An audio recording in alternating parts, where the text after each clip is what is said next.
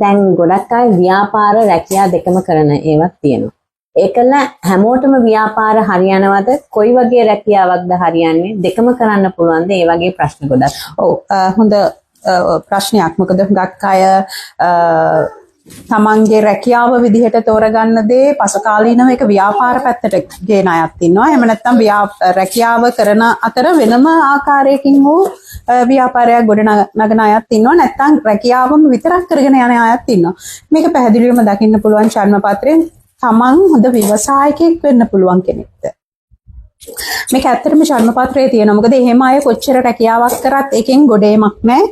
ව්‍යාපාරික ශාස්ත්‍රයට හිමිකම් කියන කෙනෙක් ඇත්තටම ව්‍යාපාරයක් තමයි කරන්න ඕනේ. මොකද ඒගොල්ලෝගේ චර්මපත්‍රවල පැහැදිලිවම තියෙනවා හොඳ ව්‍යවසායකයෙක් කියලා. එතකොට එයා පොඩි කාලේ ඉඳලා අර බිල්ඩ් අප් වෙන ලයිෆ් එකේදී යාට තේරෙනවා එයා යටතේ වැඩ කරන්න බැරි ස්වභාවය. ඉතින් මේ නිසා මෙතන මේක පැහැදිලිවම දැක්කොත් මේක ඇත්තටම නිවැරදිව හරියට දැනගෙන තමන්ට තමන්ගේ ජීවිතය සාර්ථක කරගන්න